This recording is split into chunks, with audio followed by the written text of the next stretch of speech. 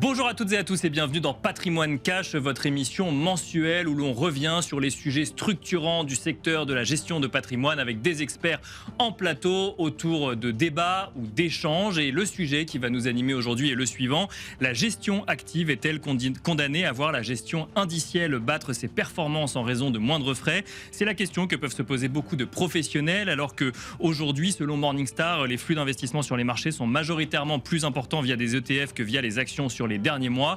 En matière d'investissement obligataire, la concurrence est moins marquée, mais le sujet est tout de même présent à l'esprit des investisseurs. Les gestionnaires de patrimoine et les professionnels de l'investissement font en effet face à des demandes de clients finaux qui se tournent de plus en plus vers les ETF et qui demandent à leurs conseils de les accompagner, alimenté par l'idée qu'un investissement régulier sur un indice mondial et donc très diversifié battra toujours une gestion active. C'est vrai dans un certain nombre de cas, mais pas toujours. Cela dépend de quoi on parle exactement. Et c'est d'ailleurs le sens d'un livre blanc publié en avril 2026 et co-signé par 7 sociétés de gestion qui s'unissent pour défendre la gestion active. BDL Capital Management, Carmignac, Siam, Comgest, Edmond Rothschild Asset Management, Ivo Capital et Moneta unissent leurs voix pour défendre une vraie gestion active qui prend le risque de s'éloigner de son indice de référence dans ses choix d'investissement pour aller chercher de la surperformance. Le livre blanc montre chiffres à l'appui qu'une gestion réellement active peut battre une gestion indicielle à condition de respecter quelques critères. Mais les arguments pour la gestion indicielle, dite également gestion passive, restent nombreux: frais réduits, arrivée des ETF actifs, flexibilité. Et pour cette raison, nous avons souhaité faire débattre, échanger, confronter leurs arguments des professionnels convaincus des vertus de la gestion active et des professionnels convaincus de la gestion dite passive. Un débat qui s'annonce passionnant, qui va vous aider à faire les bons choix d'investissement, où les désaccords seront présents bien sûr, mais où l'intérêt de l'investisseur et de la filière guidera nos discussions. Le débat gestion active, gestion passive, c'est tout de suite dans Patrimoine Cash. Et donc dans Patrimoine Cash, un débat autour de cette gestion active qui fait face à la montée en puissance de la gestion passive. Pour en parler, nous avons le plaisir d'accueillir sur le plateau de Patrimoine Cash Kevin Tauzet. Bonjour Kevin. Bonjour. Membre du comité d'investissement chez Carmignac. À vos côtés, nous avons Benjamin Coquet. Bonjour Benjamin. Bonjour Nicolas. Spécialiste fixed income chez Edmond de Rothschild Asset Management. Vous êtes tous les deux convaincus par la nécessité d'une gestion active, d'une vraie gestion active. On reviendra sur la définition dans un instant. Face à vous, nous avons le plaisir d'accueillir Olivier Malteste. Bonjour Olivier. Bonjour Nicolas. Directeur des investissements chez Altéis. Vous avez accepté de porter la contradiction face à ce rapport et notamment aux arguments de la gestion active. Vous êtes vous-même convaincu de la gestion indicielle. Peut-être première question pour bien redéfinir, avant d'aller sur le rapport, je vais vous la poser à vous, Olivier Malteste. On a tendance à associer gestion active à gestion action et gestion passive à gestion ETF. Est-ce que déjà, là, on est sur une vraie définition des enjeux du débat ou face à des raccourcis qui laisseraient entendre que les ETF c'est toujours passif et que la gestion active c'est toujours les actions? Alors historiquement, les ETF c'était effectivement toujours passif, basé uniquement sur des indices. On parlait en France de tracker parce que justement ça traquait vraiment la performance d'un indice. Et de moins en moins, en fait, on voit de plus en plus arriver des nouveaux ETF qui sont des ETF du coup actifs et qui viennent chercher à mettre de la gestion active dans l'enveloppe ETF. Et l'ETF du coup devient un outil avec un fonds, parce qu'un ETF, il faut le rappeler, c'est un fonds classique, sûr, oui. Historiquement indiciel, et qui va être coté en bourse et donc qui va pouvoir être échangé au cours de la journée à partir du moment où la bourse est ouverte. Mais à la base, un ETF est un fonds et historiquement du coup indiciel et toujours majoritairement indiciel, mais on voit de plus en plus arriver des ETF actifs. On en parlera certainement au cours. Voilà, je donne quelques arguments pour des points d'accord que vous pourriez avoir un petit peu plus tard. On va commencer sur ce sujet de la gestion active et de la vraie gestion active. En tout cas, c'est comme ça que je l'appelle. Avec vous, Kevin Tauzet. Donc, un livre blanc exactement, publié en avril 2026 par 7 sociétés de gestion face à la montée en puissance de la gestion indicielle, puisque je le disais, on voit quand même que sur les derniers mois, celle-ci surperforme entre guillemets en termes de collecte, de flux, les choix d'investissement en actions. On parle de 20%, 21,8% des actifs mondiaux qui sont investis dans les ETF à l'heure actuelle. La gestion active réagit face à cette montée en puissance et alerte sur, en termes de définition presque, qui est la vraie gestion active, quoi. Oui, c'est vrai qu'il y a beaucoup de littérature sur le sujet. Ça ne date pas d'aujourd'hui. On a tous été sur les bancs de l'université. On se rappelle de M. Samuelson. C'est gros pavé de macroéconomie. Et voilà, il fait partie des personnes qui ont mis en avant l'intérêt d'une gestion passive. Et c'est vrai que dans cette séquence-là, il y a quand même eu beaucoup d'écrits sur le fait que la gestion passive surperformerait systématiquement la gestion active. Et c'est cette idée-là qu'on a choisi de questionner avec 6 autres sociétés de gestion. Alors voilà, on a essayé de qualifier ou définir ce qu'on pourrait appeler d'une gestion active ou une réelle gestion active. Et c'est vrai que quand on regarde un petit peu sous la surface, on se rend compte que voilà, toutes les gestions, ou en tout cas les gestions ont différents degrés d'activité, oui. on va dire 50 nuances de gestion active, quelque chose D'accord, comme ouais, c'est ça. Le rapport aurait pu s'appeler comme ça. Ouais, bon, peut-être pour Vous le avez prochain. choisi un autre titre.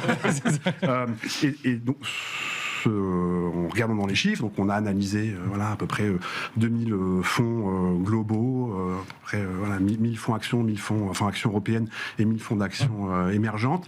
Et ce qui ressort de ce rapport, c'est qu'en fait, quand il y a un degré de gestion active qui est important, et donc on le qualifie par quoi? Par ce qu'on appelle l'active share, donc la part active en français, qui est, en fait, si on superpose un portefeuille et un indice, quel est, on va dire, le degré de superposition entre ces deux portefeuilles-là. Et ce qui ressort de cette étude et de ce livre blanc, c'est que quand la superposition n'est pas ou pas si importante que ça, il y a une réelle surperformance de ces gérants actifs. Et ça, c'est vrai sur l'univers d'action mondiale, sur l'univers d'action européenne et sur l'univers d'action émergent. Donc, si on rentre maintenant un peu plus dans le détail, ce degré de active share, de part active, il se situe à peu près à 70%. Et ce qu'on voit, c'est que des fonds qui ont un active share de 80% ou plus, ce qui représente à peu près 25 à 30% de l'univers global au sein de chacune de ces différentes catégories, surperforment les indices entre 0,5 et 0,7 points de pourcentage en moyenne par an sur une période d'une dizaine. Net de frais, bien évidemment. Net de frais, d'accord. Ouais. Donc ça veut dire qu'il faut s'éloigner de l'indice de référence de l'univers d'investissement d'au moins 80% pour aller chercher de la surperformance. Ce que ça dit, c'est qu'il y a des gestions qui se disent actives et qui ne le sont pas. D'accord. Et dans ce cadre-là... Des gestionnaires actions qui font de la gestion passive, pour le coup, c'est ça? Ou en tout cas benchmarkés. Qui s'en rapprochent. Voilà, on appelle ça des gestions actives cachées. D'accord, très bien. Cachées, différents termes. Mais oui, ça, c'est une condition qui est importante. Et l'autre condition qui est importante, c'est que ce sont des fonds qui sont transfrontaliers, donc qui sont distribués dans toute l'Europe. Et pourquoi c'est important? Parce que c'est des fonds qui sont distribués, on va dire, dans des réseaux d'architecture ouverte. Et pourquoi c'est important? Parce que, on va dire, quand on a une certaine forme de compétition entre nous, on se doit d'aller surperformer les marchés. C'est la raison d'être de sociétés comme celle dans laquelle entre fonds, c'est ça? Exactement. D'accord. D'où l'architecture ouverte. Il faut se mettre une pression constante. Et pourquoi? Parce que les marchés, par construction, sont pas linéaires, les risques ne sont pas linéaires non plus, donc il faut aussi cette capacité d'adaptation. Mais donc, les grands ressorts du rapport sont ceux-là, c'est que des gestions qui sont réellement actives, ont démontré leur capacité à surperformer et à surperformer dans le temps. Olivier Malteste, en réaction à ce que nous dit Kevin Tauzet, il y a cette nécessité du métier de gestionnaire actif de réagir face à la montée en puissance des ETF, mais aussi du coup d'un comportement peut-être d'une partie des gestionnaires actifs sur le marché aujourd'hui, qui ne font pas partie des signataires du livre blanc. A priori pas. Mais il y a aussi cette idée que, en fait, on peut surperformer les indices à l'heure actuelle. C'est ce que nous démontre Kevin. Oui, et ça, on l'a vu, toutes les études même qui montrent l'efficience sur le long terme de la gestion indicielle par rapport à la gestion active montrent aussi qu'on arrive à trouver des fonds qui, par moment, sur un plus ou moins long terme, et des fonds avec une plus ou moins grande récurrence en fonction de la qualité des équipes de gestion, qui arrivent effectivement à battre leur indice de référence.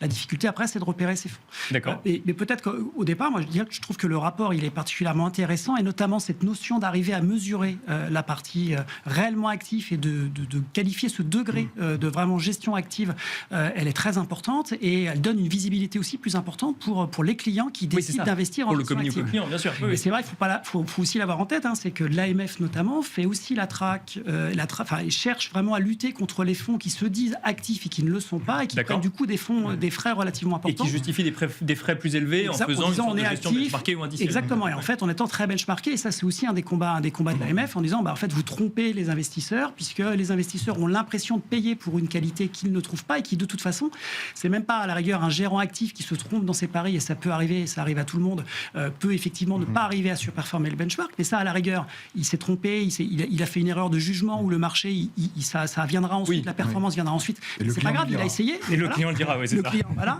Mais en fait, si on ne se passe pas en position justement de s'écarter de son benchmark, de toute façon, on est sûr qu'on ne fera pas de surperformance vis-à-vis des frais. Donc ça, c'est un point qui est important. Benjamin Conquet, peut-être. Moi, je réagis juste en préliminaire parce que le but de ce papier, c'était pas d'opposer l'actif et le passif. Parce que dans les faits, la gestion passive, il y a presque un côté schumpeterien, dans le sens ça nous a mis un coup de pied aux fesses. Ça nous a forcé à dire, mais mon Dieu, faut qu'on soit plus actif, faut qu'on prenne plus de paris, bien encadrés en risque, mais pour mieux accompagner nos clients dans l'objectif de surperformance. Ce développement de la gestion passive, ça a apporté également plus de liquidité sur un paquet du marché. Oui, Donc, bien sûr. Et ça nous a forcé, nous, gérants actifs, à baisser nos frais. Il ne faut pas oublier que sur la décennie écoulée, il y a eu une pression sur les frais très importante. Donc l'écart qui était extrêmement important, il a eu plutôt tendance à se réduire, surtout sur l'obligataire que je représente ici. Et je rebondis sur ce que disait Kevin en introduction, parce que la concurrence de la gestion passive, on la voit moins sur l'obligataire. Et ça, il y a 3 raisons fondamentales. C'est que la première, sur un indice action, vous avez 100, 200, 300 actions à répliquer, 500. On y arrive relativement bien. Sur un panier obligataire, si je prends un panier, comme tu mentionnais, un euro aggregate ou un global aggregate, un euro aggregate, vous allez avoir de l'ordre de 8500 lignes pour plus de 1200 émetteurs. Ça fait 15 000 milliards de dettes. Vous n'allez pas répliquer exactement ça. Donc vous allez devoir prendre... Il y a un sujet volume déjà. Il y a un sujet volume. Et puis en plus, certaines obligations se traitent par 100 cas, par 100 cas. Donc il y a un effet volume. Et vous allez devoir prendre des choix. Et nous, notre gestion active, c'est notre métier de prendre des choix. Donc c'est le premier point, c'est que vous ne pouvez pas répliquer exactement un indice obligataire. Le deuxième point, c'est que vous avez des coûts de transaction un peu plus élevés que sur les actions. Sur l'obligataire, quand vous faites de l'obligation d'entreprise de bonne qualité, du Siemens, du Saint-Gobain, etc., ce qu'on appelle de l'investment grade, vous êtes entre 25 et 40 centimes de prix d'achat, prix de vente, fourchette prix d'achat, prix de vente. Sur du haut rendement, ça va être autour de 50-60 centimes en fonction de la liquidité. Donc si vous imaginez, si vous dupliquez ça pour 1500 lignes, ça va vous coûter très cher. Donc il y a l'aspect structure, l'aspect frais, et ensuite il y a un autre aspect qui tient à la méthodologie de construction des indices, c'est qu'à la différence des marchés actions qui sont market weight, sur un indice obligataire, plus vous émettez de dette, plus vous avez de poids. Parce que je prends toute la dette qui rentre. Et on n'a pas forcément envie d'aller investir dans les sociétés les plus endettées. Ça dépend. Ça veut pas dire... S'ils ont beaucoup de... Pas toujours. D'accord. Le critère d'investissement le plus approprié, c'est-à-dire qu'en gros, c'est pas toujours. On récompense les plus mauvais élèves. En tout cas, on veut pouvoir être sous-pondéré des plus gros endettés. Par moment, ça peut vouloir créer de la valeur pour le client. D'accord. Donc, les chiffres que je mentionnais, donc de surperformance moyenne par an, ils ont trait à la gestion action, donc sur ces différentes zones. Et si on regarde l'univers obligataire, on est très loin de ça, c'est-à-dire qu'on a plus de la moitié des fonds obligataires qui là aussi sur des horizons de long terme, entre 10 et 15 ans, surperforment très largement les indices, et dans des catégories dites gestion obligataire diversifiée, gestion obligataire flexible. Là, on est même entre 70 et 90% des fonds qui font mieux que les indices. Donc, il y a sans doute un aspect qui est lié à, on va dire, la structure même des indices obligataires et des marchés obligataires. Il y en a d'autres, c'est que, encore une fois, on n'est pas là pour opposer ces deux gestions-là. Il y a des périodes qui se prêtent plus à une gestion, on va dire, passive, indicielle, et d'autres qui se prêtent plus à une gestion active. Et quand on est sur des marchés, on va dire, avec une tendance forte, comme celle qu'on peut avoir actuellement sur les marchés d'actions, par exemple... Avec une thématique centrale, qui est combien d'années que les États-Unis délivrent des performances à 2 chiffres et un secteur au sein de ces marchés américains. Sur les marchés obligataires, on a eu une séquence qui ressemblait un petit peu à ça dans le sillage de la grande crise financière. Et quand on est en phase de changement de régime, la gestion active peut beaucoup plus, on va dire, se démarquer. Et c'est tout à fait ce qu'on a eu sur les marchés obligataires. On a eu des prémices de ça en 2015, avec ces stress à la fois sur de la dette allemande et sur de la dette dite périphérique. Et puis là, le grand virage, ça a été post-Covid avec le retour de l'inflation. Et on voit quand on a des changements de régime importants, et bien là, un gérant actif est encore plus à même de pouvoir faire la différence. Olivier Maltès, peut-être sur l'obligataire, avant de parler effectivement de ces tendances de long terme sur les marchés, mais sur la structure même du marché obligataire qui rendrait la gestion active plus performante que la gestion indicielle. Vous partagez le constat ? Alors oui et non, en fait. Moi, je trouve que l'intérêt aussi de la gestion indicielle, c'est d'arriver quand même à savoir exactement ce qu'on achète, ou en tout cas quelle performance on devrait avoir au niveau des indices. Et une des particularités, c'est vrai, du marché obligataire, c'est le problème de liquidité, et pas forcément un problème de liquidité. Quand on dit ça, on pense à je ne vais pas pouvoir forcément revendre mes parts, mais c'est même investir. C'est-à-dire que lorsque vous avez dans un indice un certain nombre de papiers, des papiers qui peuvent être recherchés, vous n'arrivez pas à les trouver sur le marché, parce que le marché n'est pas suffisamment liquide, et pas suffisamment...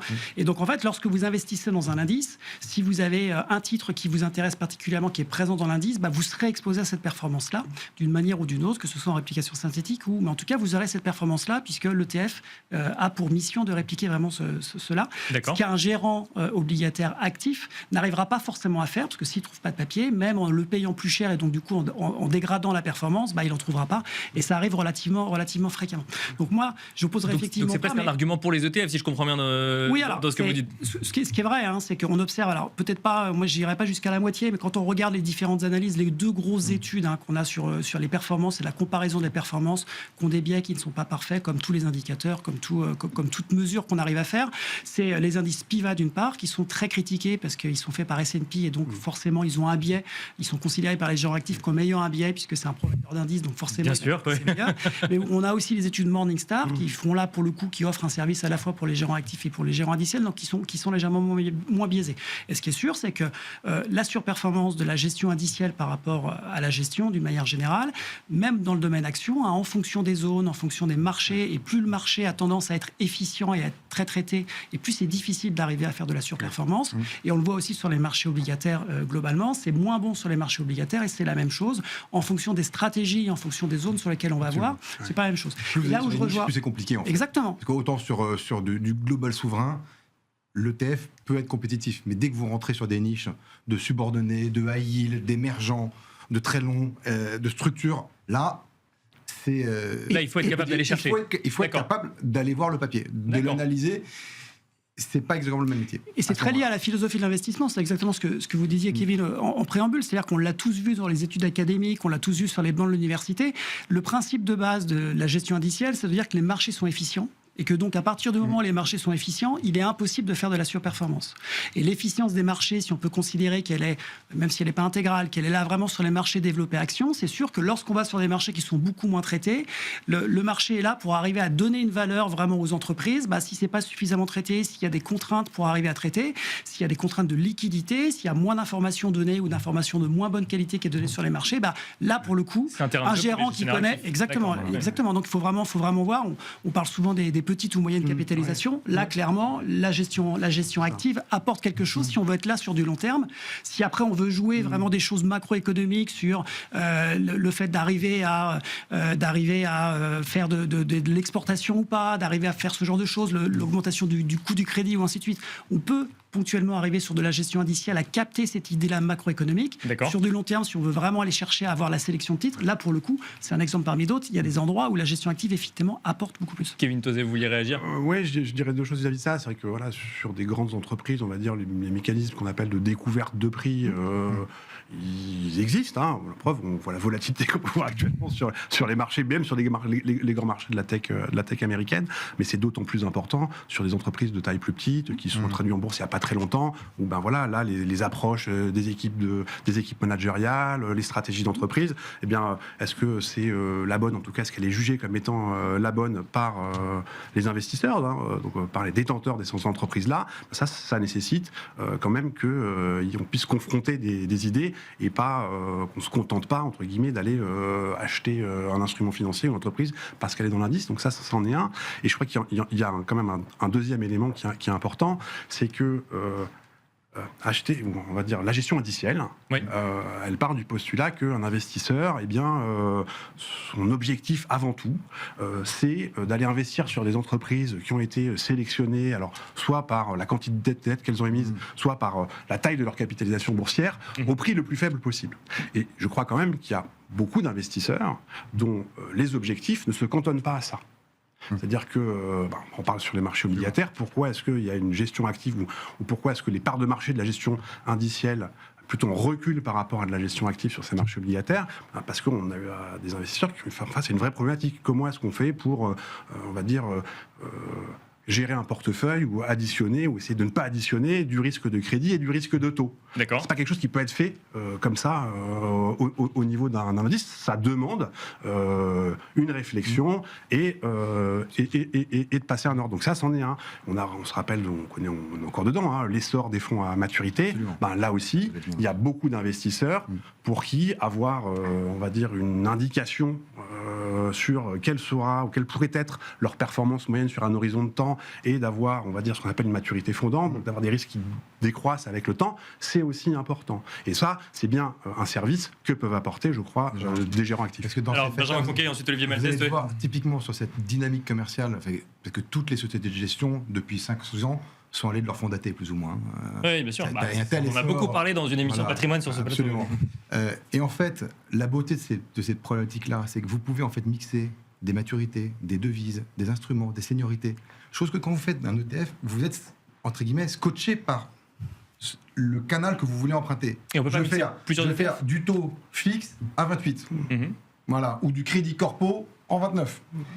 Nous, la beauté, c'est qu'on va se dire, mais le client, il a peut-être envie d'avoir ce fameux 5%. Comment je peux lui amener 5% Je vais prendre un peu de triple B, un peu de double B, un peu d'émergent ou pas. D'accord. Donc je vais pouvoir mixer les portefeuilles. Dans la sélection. Exactement, c'est que la gestion active, parce que on est très en contact, nos distributeurs nous permet de dire, devoir fiduciaire, quel est le risque et comment je peux calibrer mon portefeuille pour en faire un succès commercial et un succès risk-reward. Mais alors, je vais laisser Olivier Maltès répondre à la question que je me pose, mais est-ce qu'on peut pas mixer plusieurs ETF, justement, pour avoir cette même granularité ? Si, on peut le faire. Et je trouve qu'effectivement, l'exemple des fonds datés, c'est un exemple qui est assez intéressant, puisque ça faisait quand même longtemps dans l'univers de la gestion indicielle où on n'avait pas eu vraiment d'innovation. Et c'est vrai que l'apport et l'arrivée, du coup, avec la hausse des taux qu'on avait pu voir après la période Covid, et donc, du coup, la volonté et l'arrivée d'ETF, du coup, qui faisaient des fonds datés, du coup, des ETF à maturité, ce qui était jusqu'à présent vraiment une zone complètement inexploitée côté gestion indicielle, et assez intéressante, puisque là, le discours est de dire,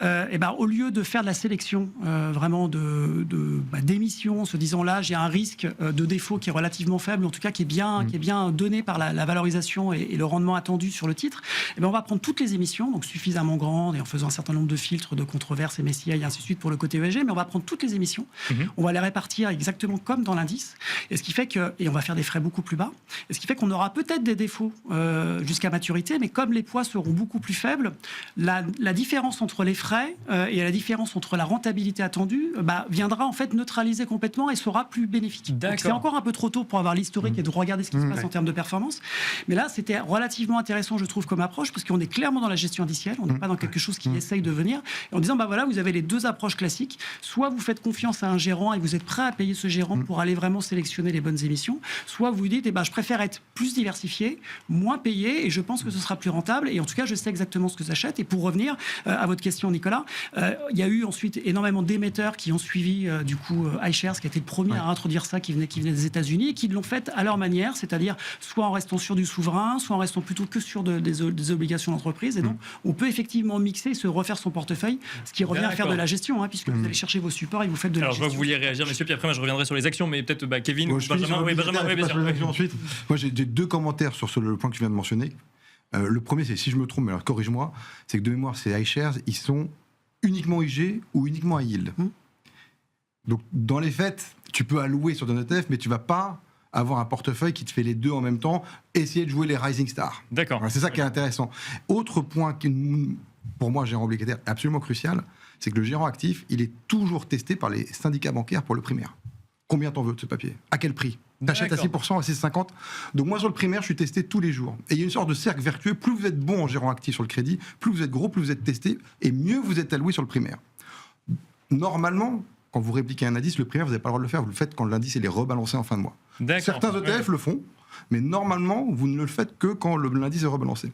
Donc quand moi, je suis allé 30-40% de mon carnet d'ordre sur tel nom qui sort, tel nom qui sort, tel nom qui sort, je vais capter la prime d'émission qui, en règle générale, ça me nuise dans les 2-3 semaines qui suivent parce que je veux placer mon papier. D'accord. Donc ça, c'est un argument assez important. Et nous, on a fait l'étude sur notre gestion à yield. L'attrait de ce primaire, parce qu'on a à peu près tous les mois entre 5 et 10% du portefeuille qui est du nouveau primaire. Il y a eu 100 milliards de primaires en 24, 100 milliards en 25, et on est déjà à 50 cette année. grosso modo, ça fait de la moitié du gisement qui s'est renouvelé en 2 ans et demi. Donc 3% tous les mois qui bougent. Si vous arrivez à capter ce premium d'émission, vous avez un supplément de rendement. Et nous, c'est de l'ordre de 75 centimes à 80 centimes d'alpha tous les ans, ce primaire-là. Olivier, rapidement, puis après on va juste pour rebondir, effectivement, mais le biais l'intérêt de l'ETF et la façon dont les clients doivent s'investir en ETF, c'est pas de sélectionner un seul ETF et de s'investir.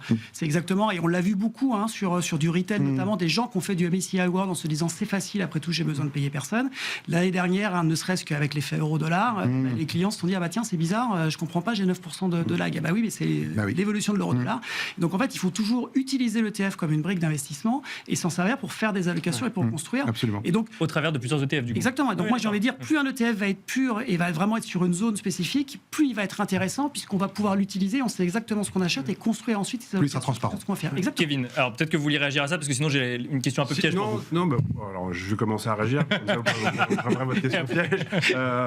C'était le point que j'essayais de faire tout à l'heure. C'est-à-dire qu'une gestion indicielle, c'est un outil et ça peut être un très bon outil.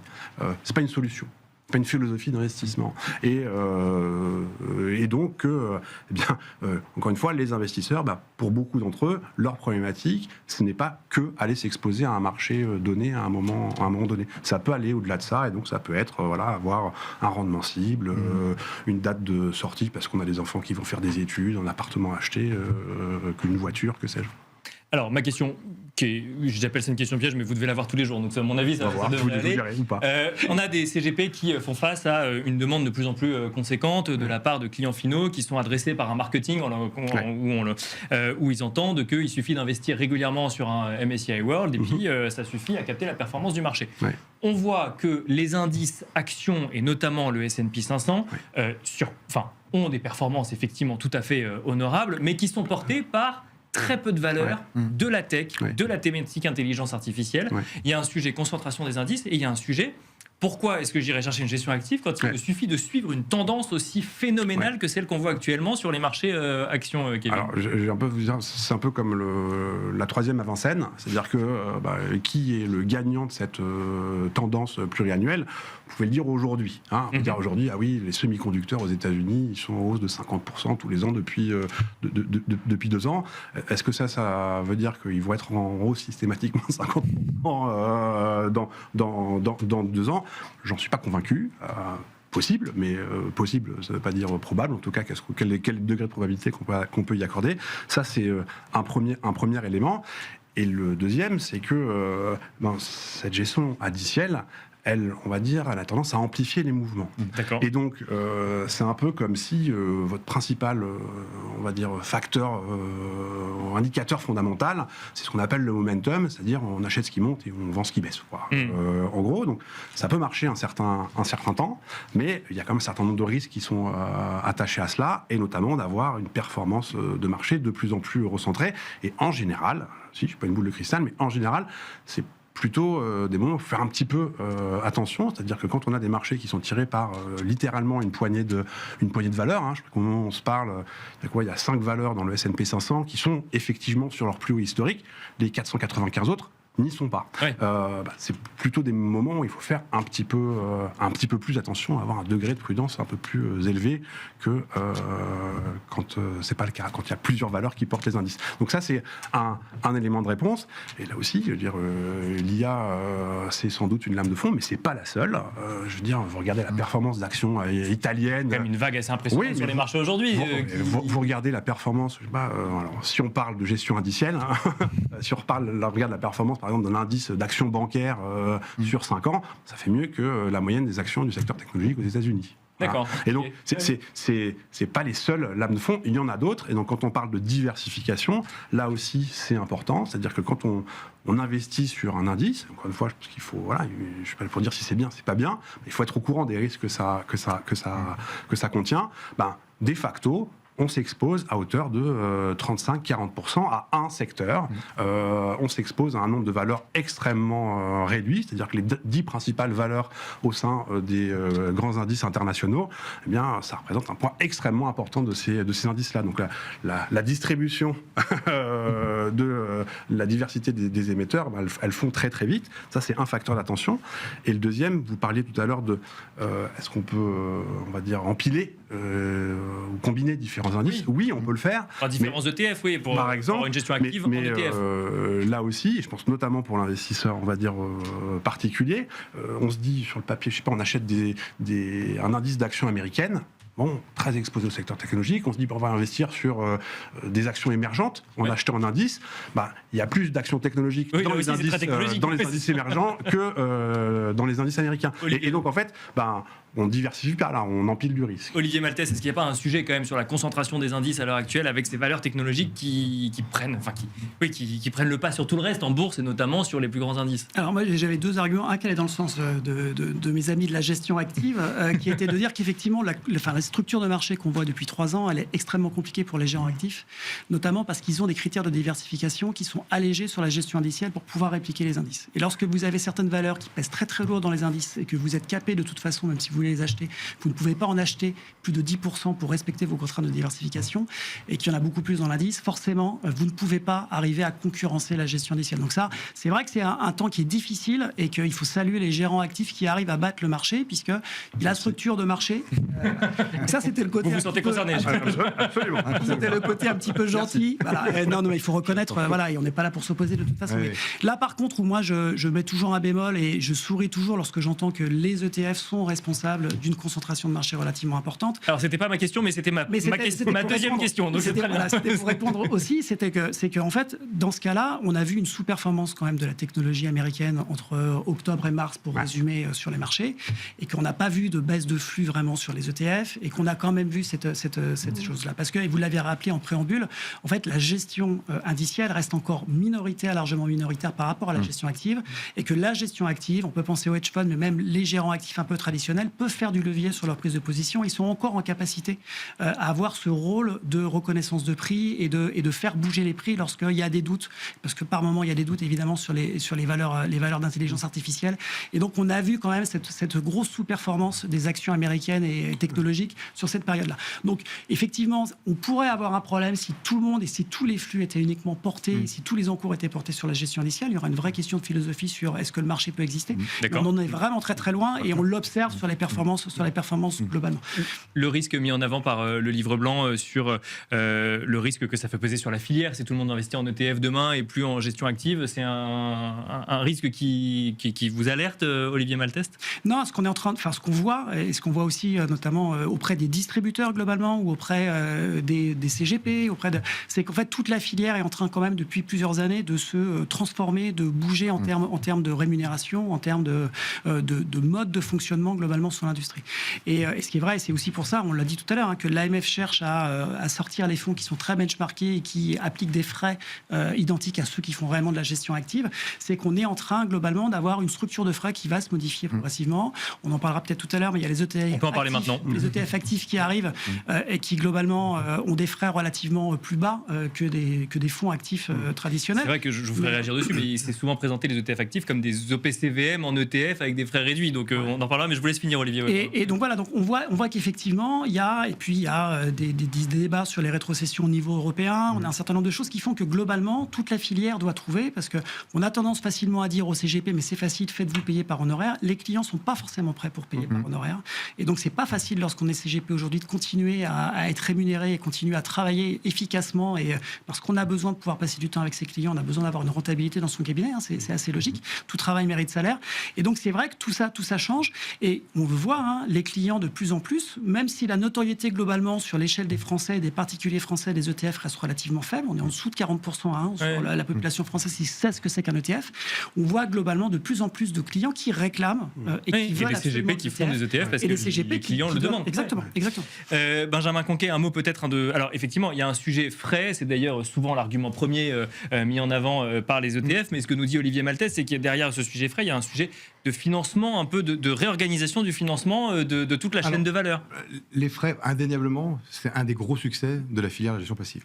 On peut pas lutter sur les frais historiques. Maintenant, quand je disais en préliminaire que les gestions actives ont également fait des efforts, moi je regardais ce matin des niveaux de frais sur des grands gérants américains de gestion passive, sur de l'orail, de l'émergent ou de la financière subordonnée.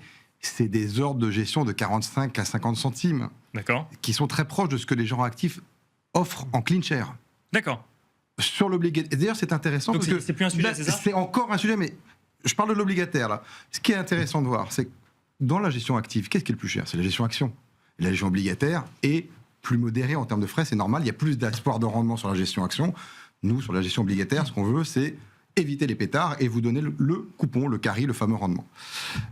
En revanche, quand vous regardez la structure de frais des ETF, finalement, sur un grand large cap, vous êtes autour de 15-20 BP, de 20-25 BP, et vous allez avoir des corps high yield. Moi, je regarde les iShares, peut-être que je me trompe, vous me corrigerez, mais je regardais sur les iShares, on est autour de 50 centimes pour de la gestion high yield.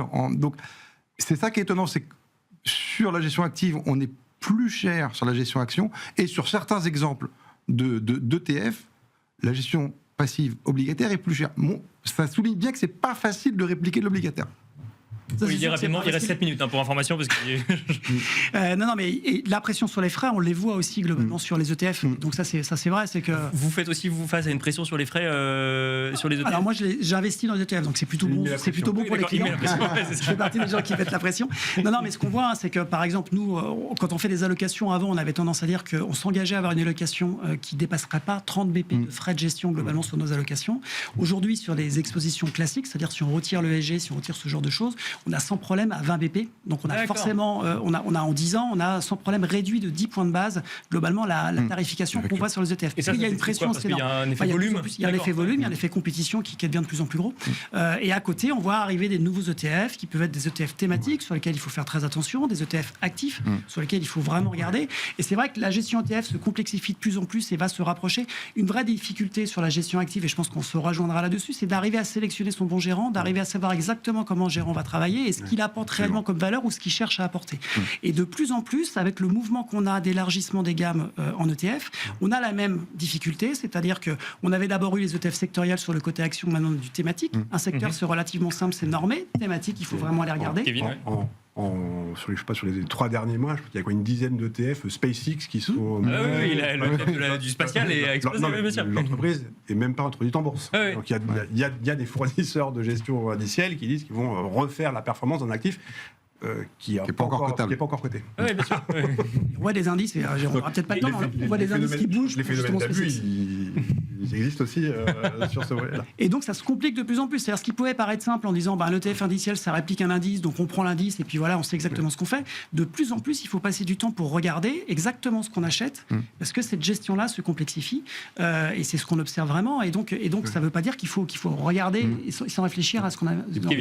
Et pour répondre à votre première question, oui, sur les ETF actifs. Non, si, je peux celle d'avant. Sur les enjeux de souveraineté, je ne crois pas que la gestion indicielle ou les ETF soit le mal. C'est pas mon point, mais c'est que ça amplifie quand même ces sujets-là. C'est-à-dire que quand on se dit que 80% de cette gestion indicielle est réalisée par des grands groupes américains qui n'ont pas tout à fait les mêmes approches, par exemple sur le vote au sein de l'Assemblée générale. On a par exemple le principal pourvoyeur d'ETF historique Vanguard qui s'est désinscrit des principes des Nations Unies parce que dans le droit américain, si on vote à une assemblée générale, on peut avoir ça peut être un sujet un sujet juridique. Et donc là, il me semble quand même que ça fait partie du devoir fiduciaire d'un gérant action notamment, c'est à minima de voter pour ou contre différentes résolutions lors des assemblées générales. Donc ça c'est un point. Et le deuxième, c'est que ça amplifie le mouvement. C'est-à-dire qu'aujourd'hui, dans un indice, il y a 70% de valeur américaine, si je prends un MSCI Monde, si on prend le monde avec le monde développé, c'est peut-être 65, mais évidemment que plus on investit par le truchement de ces instruments-là, plus les marchés américains deviennent liquides et profonds, et donc plus ils ont, on va dire, la marche, plus ils sont sur la marche haute. Et donc on peut, nous, après Européens, dire mais il y a beaucoup moins d'introduction en bourse en Europe qu'aux États-Unis. Il y a des entreprises européennes qui vont se coter aux États-Unis. Pourquoi, comment ? Des ETF C'est pas de leur faute, mais en tout cas ils amplifient ce mouvement-là. Donc d'un côté, en fait, on permet aux investisseurs européens d'investir partout. Et c'est pas du nationalisme économique, mais mon point, c'est pas celui-là. C'est que que je crois que c'est important quand même d'avoir une structure de place, une industrie économique, financière, qu'elle soit en France, en Angleterre, en Allemagne. Et c'est pas tant de taper sur le passif, parce qu'en fait, ce qu'on est en train de dire, c'est que les enjeux de souveraineté, on le redécouvre sur les infrastructures, sur la santé, sur la défense, sur la gestion de l'épargne aussi. Ouais. Quand vous avez 80% de l'épargne passive qui est gérée aux États-Unis, ils n'ont pas nécessairement les mêmes biais économiques, politiques, intérêts que nous. Et donc, qu'est-ce qu'il faut souhaiter ? Qu'il y ait une grosse gestion passive en Europe et une grosse gestion active en Europe, en fait, pour qu'on soit indépendant et que nos épargnants soient servis localement et qu'on ne perde pas cette faculté d'analyse, de construction de portefeuille, de réplication des risques pour le bien de nos épargnants. Et dans des périodes où on est quand même sur, on est sur des enjeux de souveraineté nationale qui dépassent nos cercles de travail, je crois que avoir accès ou pouvoir avoir accès à des pôles d'épargne, c'est important pour aller financer des infrastructures et de la croissance de demain. Olivier Maltès, l'enjeu souveraineté amplifié donc au travers des ETF, c'est un argument qui vous interpelle là aussi ? J'ai envie de dire juste deux choses, parce que je sais que le temps est compté, donc rapidement, c'est que quel dommage qu'on n'ait pas eu cette discussion en 2009, puisqu'il ne faut pas oublier qu'iShares quand même était britannique, qui appartenait à Barclays, et que moi je suis persuadé, parce que je viens de Lyxor, que peut-être que la Société Générale, si elle n'avait pas eu les problèmes qu'elle avait à l'époque, aurait pensé que c'était une bonne idée pour Lyxor de racheter iShares, donc on n'aurait pas forcément la même physionomie. Et ce que je me suis amusé à regarder justement pour essayer de voir, parce que le vrai problème c'est l'indépendance des entreprises qu'on a, et j'y regarde, c'est la Banque de France qui publie un rapport annuel sur quel pourcentage est détenu des entreprises du CAC 40, quel est le pourcentage qui est possédé par des non-résidents français globalement. Et on voit qu'effectivement ce poids augmente et qu'on est sur le dernier rapport qu'ils ont fourni fin 2025 sur 2024, on est à 50%.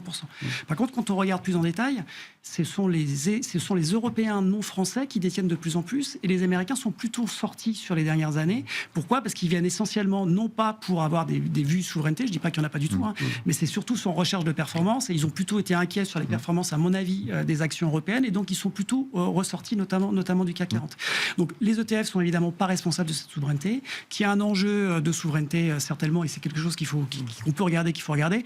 Il y aura quand même deux gros acteurs qui sont Amundi et DWS en Europe, il y a des acteurs qui sont loin. Il y a des acteurs européens, il y a des acteurs qui jouent le jeu de la souveraineté. Exactement, et qui cherchent à avoir notamment sur le ESG, à avoir des indexations. On peut aussi penser à BNP, des indexations sur lesquelles ils sortent des indices pour utiliser leur propre unité de mesure pour arriver à noter les entreprises et à faire des indices et faire des gestions qui vont utiliser ces choses-là. Donc il y a des choses qui bougent et il y a des prises de conscience qui sont là. Et après, les flux sont tels qu'ils sont. Évidemment, l'économie américaine est beaucoup plus financée par l'investissement américain. On a un retard là-dessus. Ce sera certainement l'un des enjeux de la politique et des élections de 2027. Mais voilà, mais je ne pense pas que ce soit vraiment les ETF qui focalisent le problème de souveraineté globalement, même si effectivement les indices sont essentiellement effectués par des Américains ainsi que les émetteurs globalement. Pour conclure, je reprendrai votre formule, Benjamin Conquet, il nous faut une gestion active et une gestion active forte en Europe sur les enjeux de souveraineté. Merci en tout cas Kevin Tauzé, membre du comité d'investissement chez Carmignac. Merci Benjamin Conquet, spécialiste fixed income chez Edmond Rothschild Asset Management. Merci Olivier Maltès, directeur des investissements de Altéis. Merci à tous les trois d'avoir joué le jeu de cet échange avec ces différents arguments en faveur d'une gestion active ou d'une gestion indicielle. Merci à toutes et tous de nous avoir suivis. J'espère qu'on vous aura donné quelques clés de compréhension dans les choix d'investissement que vous pouvez réaliser en direct ou pour vos clients. Et je vous dis au mois prochain pour un nouveau numéro de Patrimoine Cash.